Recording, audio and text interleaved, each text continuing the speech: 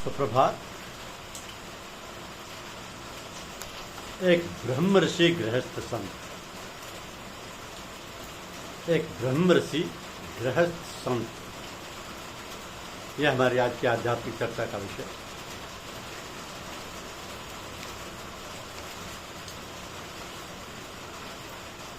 सच्चा गुरु अपने को साधक का सेवक समझता है। उसके मन में गुरु चेले का भाव नहीं आता, और अगर आवे तो उसी समझे पदच्युत हो चला जाता है, पदच्युत हो जाता है। शताब्दियां हरा हरा कर निकल जाती, किसी राम कृष्ण की प्रतीक्षा में रहती है माँ पृथ्वी। हजारों साल नरगिस अपनी बेनूरी पर होती है, बड़ी मुश्किल से होता है चमन में दीदा बरसेगा। एक समय था जब भारत में रामकृष्ण परमहंस, श्री अरविंद, महर्षि रमन और महात्मा रामचंद्र जी जैसे महान साधक एक ही समय अवतरित हुए थे। 18वीं 19वीं शताब्दी में ये प्रभु का अनुग्रह होता है अपने जन पर। पराधीन भारत बेड़ियों में जकड़ा था, राजनीतिक रूप से विपन्न, धार्मिक रूप से दिशाहीन, सामाजिक सांस्कृतिक रूप से परमुखापेक्षी, भक्ति धारा की जगह रीतिकालीन धारा का कुत्सित गलित श्रृंगार रूप कविताओं में प्रभावित हो रहा था। निरंकुश शासक, राजा, नवाब और जागीरदार अपनी प्रजा पर जुल्म कर रहे थे, और अंग्रेज सभी भारतीयों पर। दीनहीन देश और देशज दिशा हारा। भोगांव के 500 बीघा जमीन के मालिक पुत्र 10 रुपये महीने में क्लर्की करते थे। फतेहगढ़ जिला फर्रुखाबाद। ईश्वर का प्राकट्य कभी कारीगरों में होता है, कभी कारागारों में होता है। तो ईश्वर जब नर तन धारण करता है तब उसकी नियति में सपत्नीक वनवास लिखा होता है। हरि के समान हरि के प्यारों को भी भयंकर कष्ट और यात्रा करनी पड़ती। ये सब परहितार्थ संत एक हाथ में आग यानी इल्लत, किल्लत, जिल्लत, और दूसरे हाथ में दुनिया के दावानल को बुझाने प्रेम, करुणा और मानवीय मूल्यों की गंगा, मानवीय मूल्यों का गंगा जल लिए रहती है। लाला जी महात्मा रामचंद्र जी ने यही किया। धर्म और धर्मकांड से ऊपर, धर्म और कर्म कांड से ऊपर हमारे चरित्र नायक रामचंद्र महाराज को ब्रह्म विद्या के मालिक गुरु मौलाना फजल अहमद खान साहब ने अपना लिया, जिन्हें वो लाल से पुत्तू लाल कहते थे। अपनी वेगवती आध्यात्म धारा से महात्मा रामचंद्र जी ने पूरे भारत ही नहीं,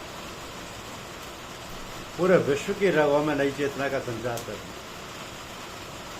स्थिति ये थी कि फतेहगढ़ में गंगा किनारे 108 वर्षीय ऋषि तुल्य स्वामी ब्रह्मानंद जी आपके पास आकर आध्यात्म लाभ उठाते थे।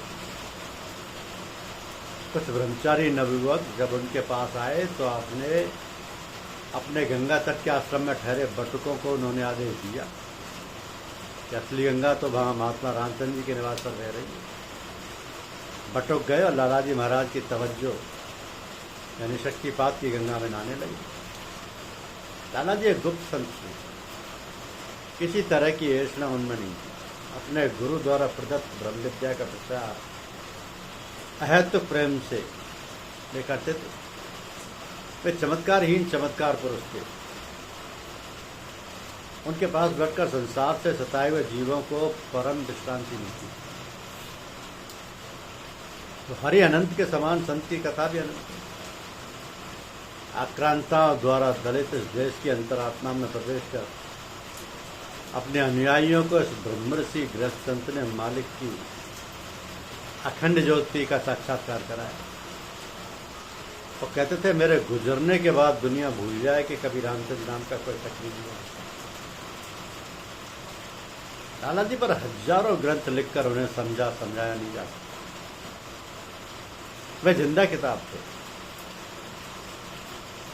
वो जिंदा किताब हैं। संत कभी ना आते न जाते, गुरु को जीते जी ना पहचान पाना अभागों की तकदीर है। तुमने झकझोर जगाया पर युग की जड़ता ना हिली ना डूबी। जब आए तो मुंद गई पलक, जब चले गए तब आंख खुली। पिछली सदी में एक मनोवैज्ञानिक ने एक दुख चक्र में फंसे सभी को एक शब्द सुनाया था कि रोबोपैथ। ये शब्द दो शब्दों से मिलकर बना था, रोबो और पैथ। और रोबोपैथ का अर्थ है ऐसा व्यक्ति जो रोबोट की भांति यांत्रिक जीवन जीता है, और ऐसा जीवन जीने से उसके जीवन में सब तरह की ऊब है, कीज है, हताशा, निराशा और सब प्रकार के मनोरोग। अगर आप अपने चारों ओर नजर दौड़ाएं तो आप पाएंगे कि अधिकांश लोग रोबोपैथ का जीवन ही जी रहे। हो सकता है अगर थोड़ा रुककर आप अपने भीतर झांके तो ये बात आपके अपने संबंध में भी सच हो जाती है। क्या आप कई वर्षों से एक यांत्रिक या मशीन का सा जीवन नहीं जी रहे? क्या आप अभी भी कभी भी ऐसा कर सकें जिसमें आपका होश पूरा था, आप पूर्ण से जागे हुए? अगर हम अपने जीवन में ये तथ्य ठीक से देख लेंगे, ठीक से अपना अवलोकन करें तो हम होश में प्रवेश कर सकते हैं। पहले तो धीमा धीमा होगा, लेकिन अगर हमने अपने प्रत्येक कार्य में होश बनाए रखा तो ये हमारे लिए सहज हो जाएगा। एक ऐसी साधना है जिसमें एक निरंतरता चाहिए, पर हमारा हर नया वर्ष सच में नया होगा, क्योंकि हमारा प्रत्येक दिन नया होगा। बल्कि यूं कहें कि प्रत्येक क्षण नया हुआ। फिर हमें आनंदित जीवन जीने के लिए वर्ष के पहले दिन की प्रतीक्षा नहीं करनी पड़ेगी, 365 दिन ही नए होंगे।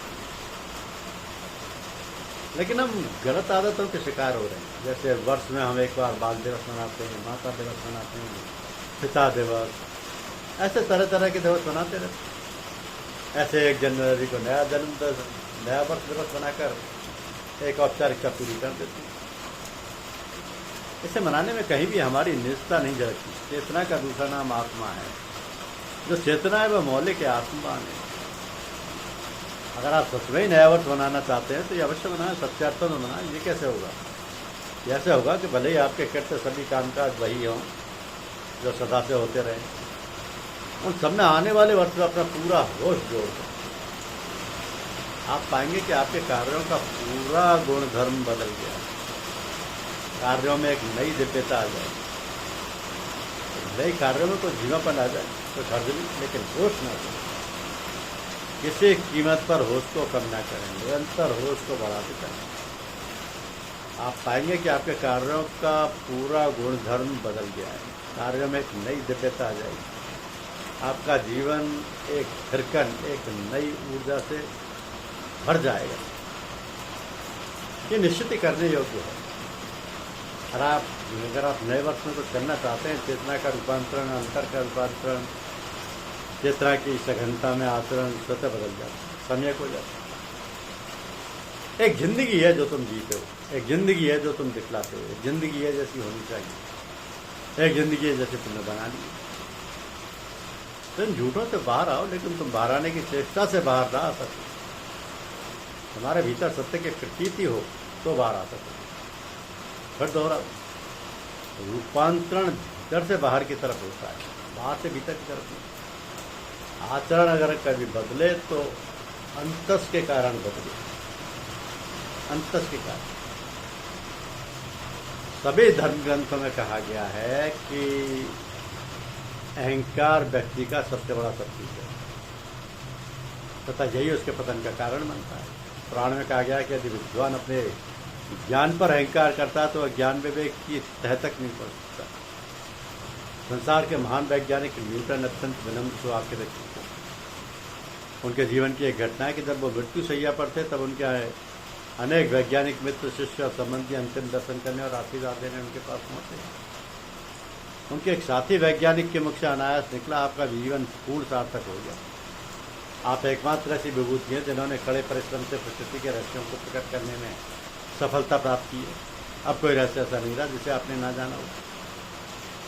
तो न्यूटन ने मुस्कुराते हुए कहा, भैया तुम बड़े भ्रम में हो। मैं ये भ्रम नहीं पाता कि प्रकृति के मामलों में सर्वज्ञानी हूँ। असल बात यह है कि मैं अपने को समुद्र तट पर खेलने वाले उस बालक के समान मानता हूँ जिसको कभी कभी अपने साथियों के मुकाबले अधिक संकीर्ण मुक्त समुद्र से मिल जाता है। वास्तविकता यह है कि सत्य का अथाह समुद्र मेरे सामने अभी बिना खोजे पड़ा है। कई जन्मों में भी प्रकृति की पूर्ण जानकारी प्राप्त नहीं कर सकता। स्वामी दयानंद सरस्वती कहा करते थे कि ज्ञान व सत्य की खोज के लिए हर समय उत्तर रहना चाहिए। एक एक वेद मंत्र में इतने रहस्य छुपे हैं कि पूरा जन्म छपा देने पर भी पूर्ण ज्ञानी होने का दावा नहीं किया है।